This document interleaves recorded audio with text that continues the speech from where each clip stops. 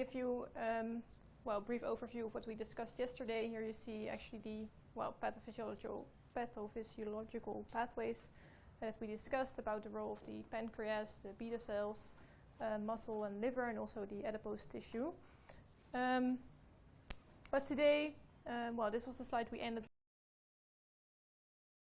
with yesterday, showing that there are a lot of comorbidities, so we call them, like hypertension, obesity, high levels of lipid in the blood for people with type 2 diabetes, and that all these factors actually have a close link with diet and with nutrition. So there's a big potential for dietary interventions, and that's what we are going to discuss today, actually the role of nutrition in type 2 diabetes. But before we do that, I think it's also good to discuss or to share a bit about my background, as Nea also asked me to tell a bit more about that. I also studied Bachelor Nutrition and Health, the Bachelor and Master Nutrition and Health here in Wageningen. And when I graduated, I started as a researcher working for the NDF, which stands for the Dutch Diabetes Federation. It's a part of the Diabetes Fund, the Diabetes Fonds.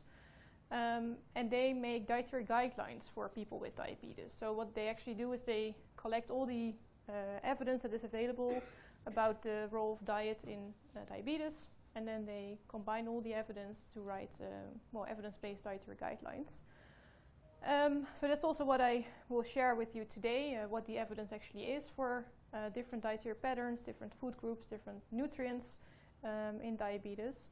And when we finished that, because we published the guideline in November 2020, then there was an opportunity for me to start as a PhD candidate at the Division of Human Nutrition. So also the development of the dietary guideline was in collaboration with Wageningen.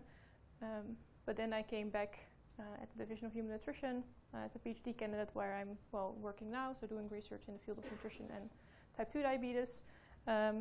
And one of the projects I'm doing is the Future Beter study. And I will also, at the end of this lecture, explain a bit more about what we are doing there. Might also be good for the ones who are doing their master now, if you are looking for thesis opportunities, to know a bit more about what we are doing, and perhaps also a nice possibility to write your thesis. So also, if you have any questions about doing a PhD, or how I experienced, for example, my job at the Dutch Diabetes Federation, feel free to ask in the break or after this lecture. I also showed you this picture today, or yesterday, sorry, and now I added these two here part with prevention and management or treatment, and I think it's good if we are talking about type 2 diabetes to make this distinction in what we can do to prevent people from having diabetes type 2 and what we should do when people already have diabetes. So also in this lecture I make this distinction in research that has been done on the prevention and research that has been done in the management of type 2 diabetes. So to start with the prevention, one of the most famous studies that has been done in this field is about the diabetes prevention program. And in this study they compared 3 different groups of people, and what they did, they compared a group of people and gave them a placebo intervention, an intervention with metformin, so that is one of the drugs we prescribe to people with type 2 diabetes to lower their blood glucose levels, or an intervention that was more related to a lifestyle program. So for example, people got exercise training and a healthy diet, recommendations to consume a healthy diet. And what they found here is that the upper line shows the effects on weight change for the placebo group.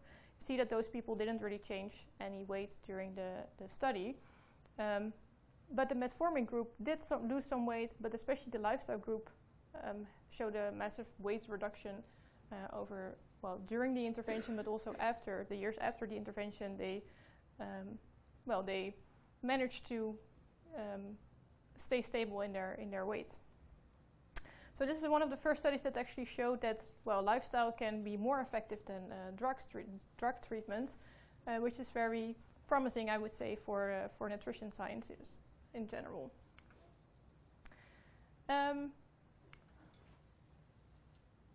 So the actual study was already started in 1996, and they also followed people up for a longer period of time, also to see if people develop type 2 diabetes, because of course it's nice that people lose weight if they are overweight, but actually we wanted to know if people, if it also helped people to not progress into type 2 diabetes. And that also was the case. So what you see here is that the year since the randomization in the trial, and then on the y-axis the incidence of type 2 diabetes. And also here you see that the people who got the lifestyle intervention had a lower incidence of type 2 diabetes. So actually there was a 58% reduction in risk in the group that followed the lifestyle intervention compared to the people that got the placebo intervention. And as you can see, the line in red shows the people that were on the metformin treatment, so they were something in between. I think also this is a very promising result for, that we should do something with lifestyle to prevent people from having type 2 diabetes. And I already told you that we with the Dutch Diabetes Federation, we write dietary guidelines for diabetes. But we are not the only ones. There are multiple institutions or organizations worldwide that work on dietary guidelines for people with diabetes. For example, the American Diabetes Association, but also the Dutch Health Council or the Gezondheidsraad makes dietary guidelines to focus on the prevention of type 2 diabetes. And you will see that all these different dietary guidelines are made up in a similar way, so they describe something about specific nutrients, and you can think of that people should consume a certain level of foods to have a sufficient intake of specific vitamins or minerals, for example. But there are also recommendations on specific foods that you should consume, whole wheat bread, for example, and also on food groups and also on dietary patterns. And what we did with the guideline for the diabetes patients is that we mainly focused on these dietary patterns, as we think that that's what people consume on a general basis. So people do not consume nutrients or foods in isolation, but it's really about the total dietary pattern that people are consuming. So actually we wanted to find out what was the most healthy dietary pattern that people with diabetes should consume. But if we go back to the prevention of type 2 diabetes, of course we also need some evidence on what we can recommend people to eat to prevent them from having type 2 diabetes. I think here it's important to know that we also discussed yesterday that there's a large genetic component, for example, in type 2 diabetes. So it's not that if we recommend people to consume a certain diet that we can really prevent people from having type 2 diabetes, just that we can, we try to lower their risk, and maybe we can postpone the time that they will get diabetes. But if we want to recommend any diets for the prevention of type 2 diabetes, we need studies with different characteristics. So for example, we need long follow-ups in a study because I showed you yesterday that the development of type 2 diabetes takes several years. So we also need studies with a follow-up time of several years before we can really measure if people get diabetes or not. We also need detailed information on diet, so we need information on what people generally eat, what people, when people eat, for example, and also we need a representative group. And that's usually a large group of people to say anything about the relation between prevention and dietary intake. So the most ideal study design for this is a prospective cohort study. And also, even if you have a large group of people that you are measuring dietary intake and diabetes incidence, you still preferably need multiple cohort studies to recommend any dietary pattern or any food group. So what we did for the dietary guidelines for diabetes actually mainly look at meta-analysis. So those are analysis of multiple studies, and in this case multiple cohort studies. So you see that, if this is going to work, here you see the number of cases is really high because it is just many studies combined into one result. And I will guide you through this study as well, because here you see the number of primary studies, so it's indeed a combination of multiple studies that are used to say anything about the relation between these dietary patterns and the risk of type 2 diabetes. And in this column you see the number of cases, and here you see the exposure, and you see that there are multiple dietary patterns. So for example, the first one is a healthy dietary pattern, which is, in my opinion, a bit vague what that actually is. What did people eat when they said they had a healthy dietary pattern?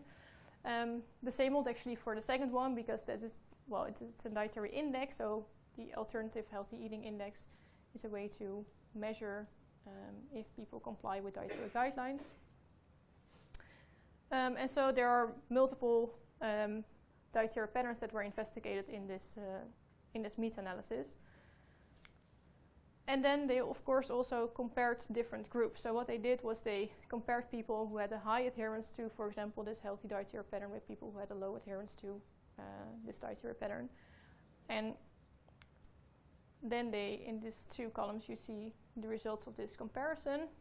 And what they did here was, this shows the hazard ratio. So if the dots and the lines are on the left side, this means that the hazard ratio is between 0.5 and 1, meaning that people who adhere to this specific dietary pattern had a low risk or a lower risk of getting type 2 diabetes, whereas if the lines are on the right side of the one, the risk is actually increased.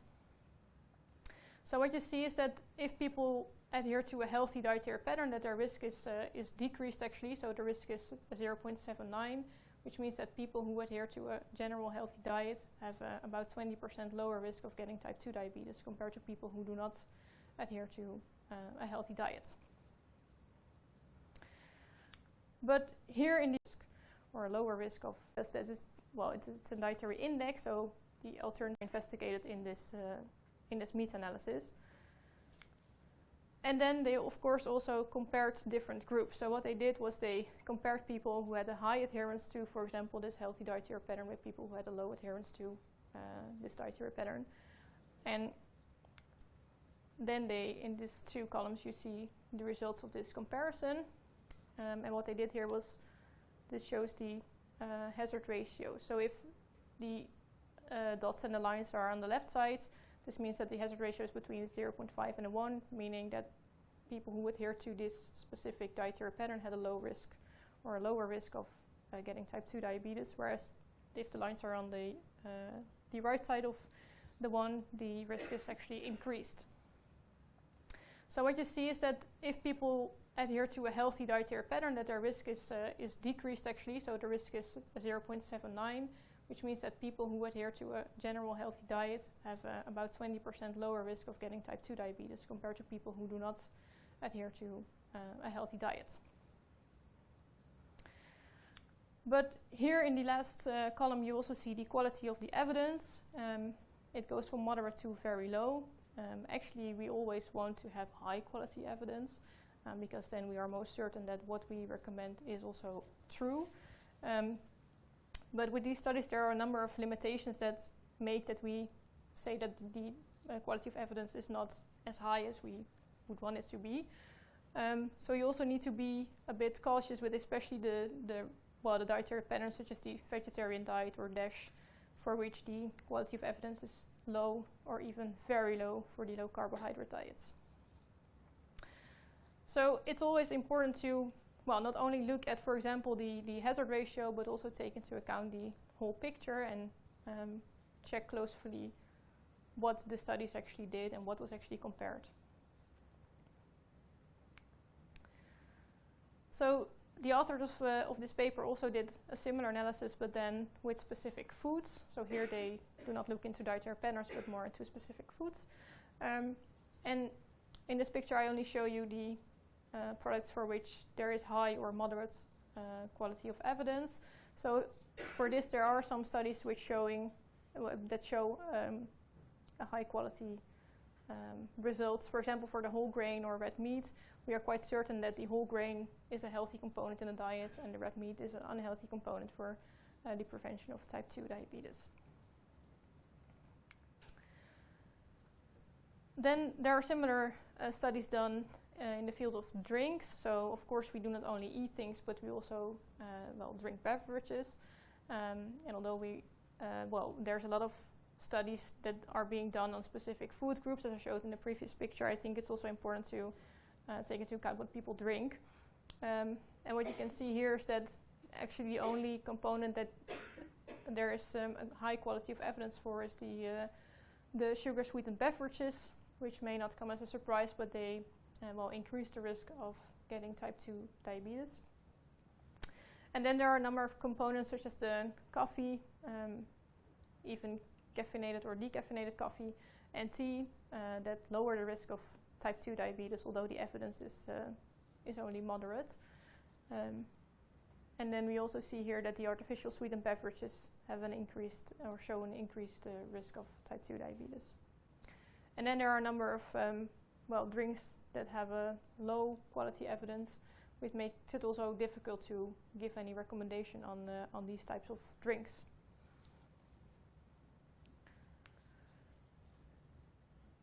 And as I said, we can look at dietary patterns, food groups, foods, but also into specific nutrients. And what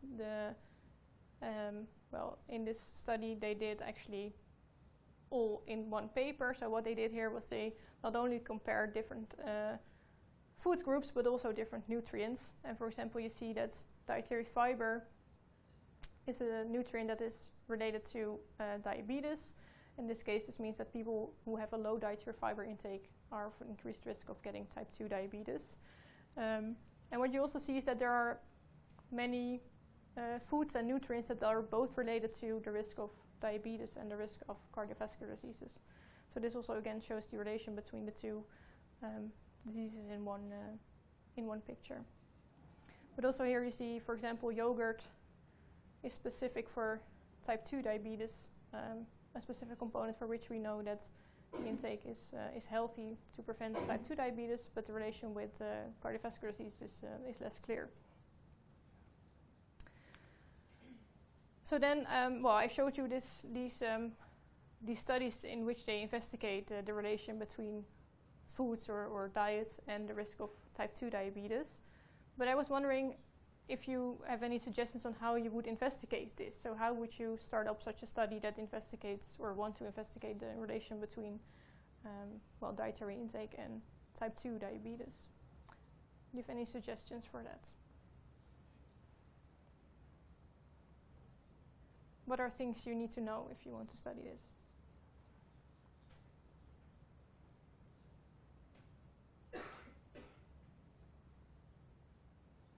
Anyone who wants to share something? Yes? The food intake, I think. Yes. Over a longer period of time. Yeah. And how would you measure that? What people eat? Maybe with an FPQ or a 24-hour recall. Yeah. So those are the two most used methods actually. So you have a food frequency questionnaire or a 24-hour recall. And both are, I think, the most obvious methods to investigate what people eat or what people have eaten during the study. And that makes it also at the same time a bit difficult, because in an FFQ you can ask what people ate during a longer period of time. In a 24-hour recall you ask people what they eat during a day. But if you look in the tables and you see, for example, the relation between Mediterranean diet and the risk of type 2 diabetes, I'm always a bit,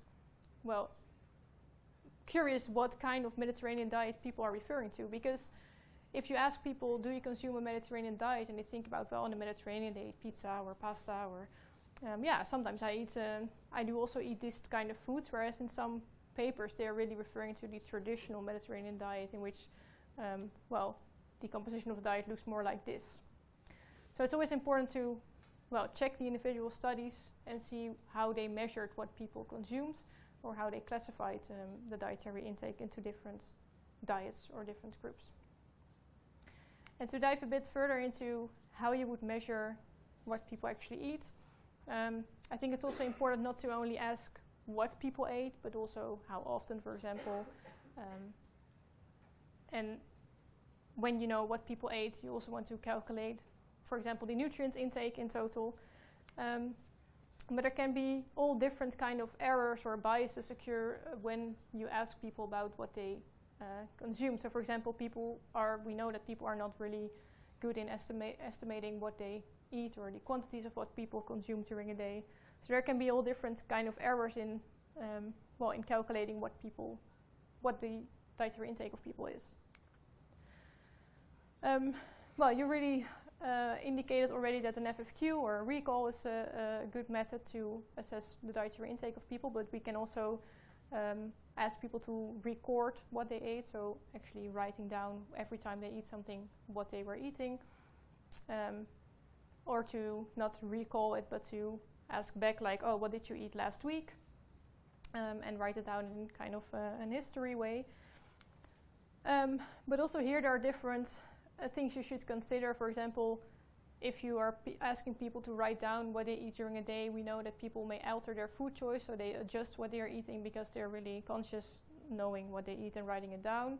And the same, they may also make different choices because they know that you are going to ask them what they eat, for example. For recall and history, you really rely on the memory of people. So if people are not able to recall what they ate or they forget things, then this also makes your data less reliable, of course. And the error that can occur with the FFQ is that you kind of summarize their diet, because in an FFQ you are not able to ask every individual food item that people consumed. You make a selection beforehand. So for example, if you want to know more about if people adhere to a Mediterranean diet, you select certain food items that you think are fitting into a Mediterranean diet, and you only ask these specific food items. And then there's this whole part in which a number of other errors can occur. For example, if you ask people to weigh what they eat, they can use a different scale, or there are many things that can go wrong in here. And then also there are a lot of calculations that need to be made before you can actually say something about what people consumed. But overall, despite these limitations, there is sufficient evidence that a healthy diet lowers the risk of type 2 diabetes. And I took this picture from the RIVM, and we know that more than 8% of the disease burden in the Netherlands is due to an unhealthy diet, which means there's a large potential to lower this burden of disease when we improve people's dietary intake.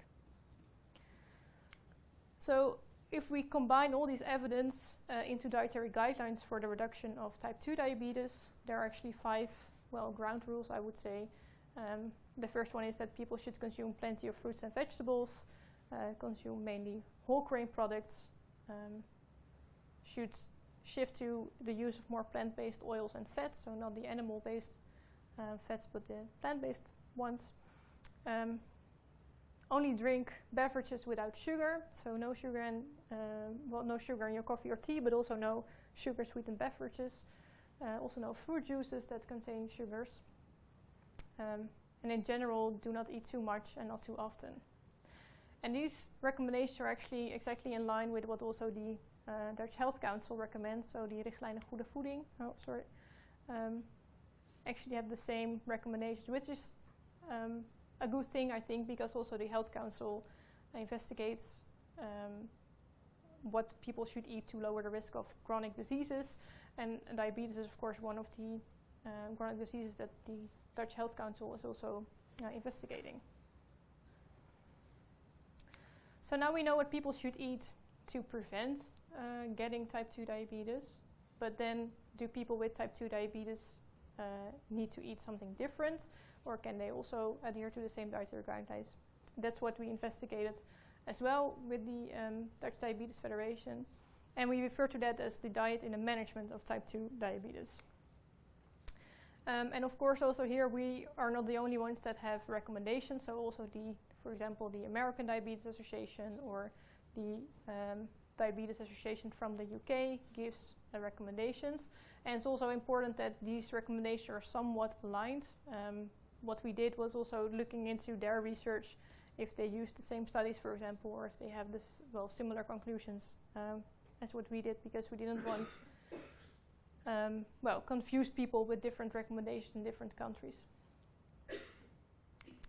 And I think in general, what this picture shows is actually the difference in dietary recommendations between the general population and when people are at risk of type 2 diabetes or when people have type 2 diabetes. And I think there's a lot of overlap here. So in all populations, it's important to manage weight. So if people are overweight, that they get help in manage this body weight.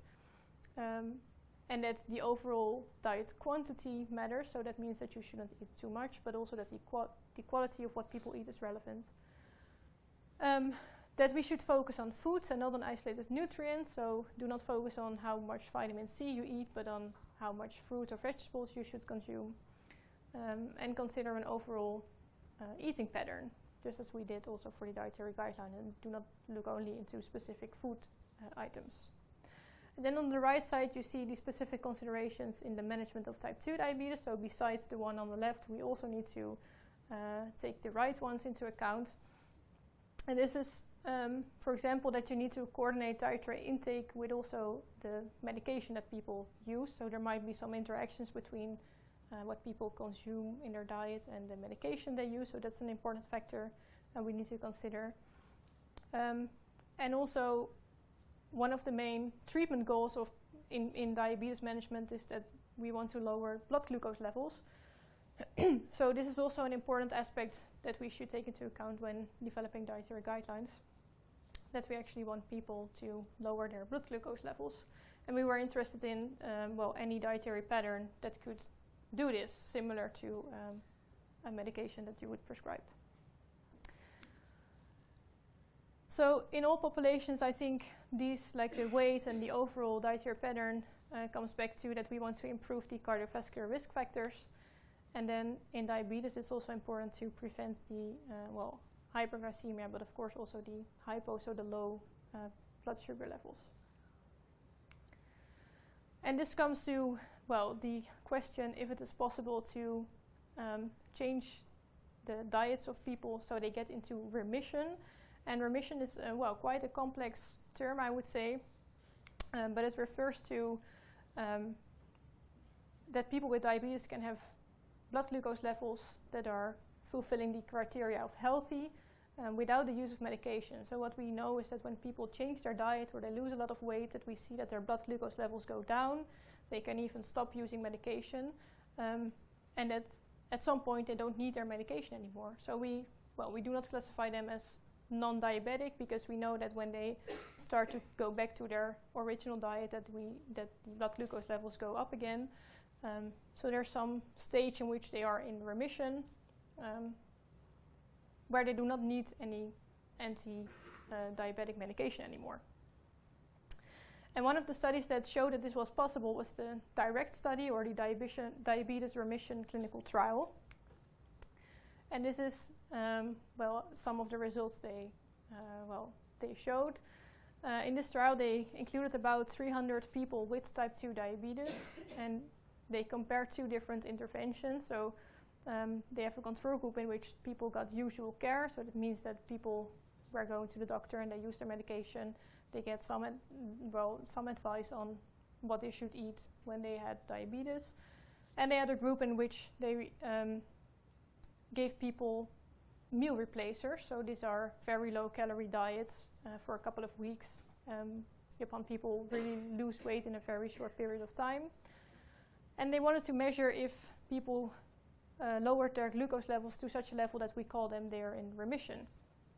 And what you see in the picture here on the right is that compared to the control group, the number of people in the intervention group achieving this remission was remarkably high. So in the control group, only 4% achieved this remission, whereas in the intervention group, almost half of the people, 46%, were achieving the remission of diabetes. And this was not only the very short period after the study, but even after 12 months, they were still in remission of their diabetes. And in this picture, you see the role of body weight in this. So the aim of the study was actually to let people lose body weight and see what that does with their blood glucose levels and with their diabetes. You see that the more people the more weight people lost, the higher the chance that they were achieving a remission. So the people who only lost less than 5 kilograms in the 12 months, there were only 7% of the people who achieved remission, whereas when you lose more than 15 kilos, almost all individuals achieved remission. And based on this direct trial, there are multiple other intervention studies or other interventions that were set up because everyone thought, well, this is what we should do. We should help people in losing weight because they don't need any medication anymore, and isn't this the one we should intervene? So you might have heard of the Keer Diabetes Om or Reverse Diabetes to Now trial, which is a Dutch program in which actually the same goals are achieved. So it's also the goal to bring people back in remission by changing their diet and their lifestyle. So in this program, people get intense training by a dietitian and also a personal coach and a nurse practitioner to help them in not only changing their diet but also being more physically active. And another thing that is, I think, very good in this program is that they also have a support group. So it's not only about the individual lifestyle of people, but also to bring people together and to let them talk about any difficulties they might have with their management of the disease. And this, they also investigated in this intervention how the effects would look like, and here you can see that on the left side is the baseline measurement, so there you see the number of people or the percentage of people on a certain medication. You see the majority of people used metformin and an SU derivative, but in the end, after 2 years, only a small group of people used these kind of medications, and even 28% of the people did not use any medication anymore. And today it's actually today I got the message that last year this program was also reimbursed by people with type 2 diabetes, but only for the ones that were using medication. And nowadays in 2024, for all people with type 2 diabetes, this program is also reimbursed by their healthcare, which is very good, I think, because it's showing that not only medication but also lifestyle is very important in management of type 2 diabetes. But still, not everyone is convinced that we can actually bring people in remission, because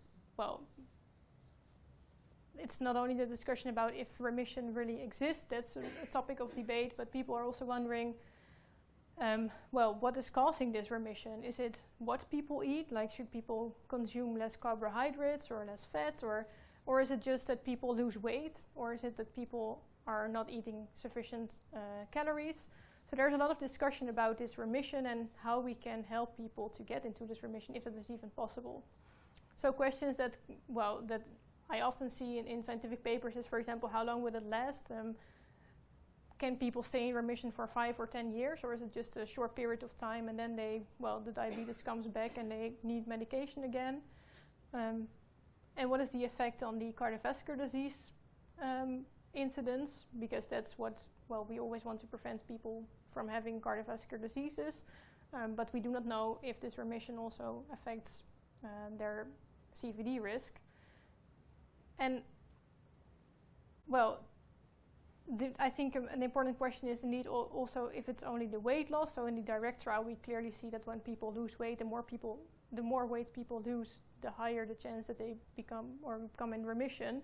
But maybe there are other things happening in their body that causes this remission phase. And what will happen if people stop dieting? So people need to change their diets entirely, but can they achieve to adhere to these dietary guidelines for the rest of their life, or can they go back to what they were used to consume? Well, these kind of questions are, I think, not answered yet, but more and more studies are being done in this field. So hopefully we will have the answers in a couple of years. But there are some things that scientists agree on. For example, that reducing weight and maintaining a healthy weight is very important for people with type 2 diabetes. So this is also one of the treatment goals.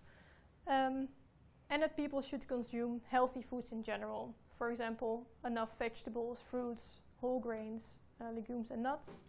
And that people should refrain from eating unhealthy foods, and with unhealthy foods we mean processed meats, refined grains, sugars, and especially the sugar-sweetened drinks.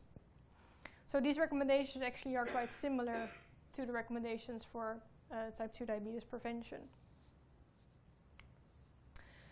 But then if we, the first recommendation was then to lower body weight, but of course there are also multiple ways of lowering someone's body weight.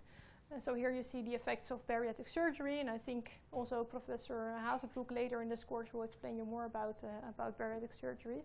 But to show you here is actually the comparison between medical weight loss therapy and the effects of bariatric surgery. So bariatric surgery are, and it's an umbrella term for a surgery to let people lose weight. So you can have ways to make someone's stomach smaller, for example, or to bypass a part of their intestinal tract, which makes people lose weight in a very short period of time. And what you see in the picture on the left is that it's not only effective for losing weight, but also for the glycated hemoglobin. So that is the HbA1c we also came across yesterday. You see that compared to medical therapy, both the sleeve gastrectomy and gastric bypass, which are the two most common used forms of bariatric surgery, are effective in lowering this HbA1c. And also even after 5 years of the surgery, the HbA1c levels are still lower compared to people who did not get the surgery. And then on the right side you see the use of medication. So it's a similar picture to the one I showed you for the reverse diabetes now. You see that both for the gastric bypass and the sleeve gastrectomy, there's a large group of people after 5 years who do not need any medication. So this also implies that these people go into remission after they got this bariatric surgery. But besides the surgery, there are also other ways of lowering body weight. For example, with the low-calorie diet, which they also used, for example, in the DIRECT trial. And also here you see that not only the HbA1c, but also the fasting plasma glucose levels decrease after losing weight with a low-calorie diet, and also the, for example, the hepatic glucose and the the triglycerides both decrease after losing weight on a low-calorie diet. I have to say that this is only for a short period of time, and a very low sample size with only 11 people, and they followed the people for 8 weeks. So I'm always wondering when I see these kind of articles, what will happen after these 8 weeks if people just go back to their healthy or to their the weight they had before they started this diet. But in this we also see the relation between actually like how much people should lose their weight to have any effect on HbA1c. On the left you see it's a very complex picture with a lot of dots and circles, but it shows actually the relation between the level of weight change and the level of HbA1c. And you see that the more weight change people have, the lower their HbA1c. And this is just a summary of different interventions, different studies.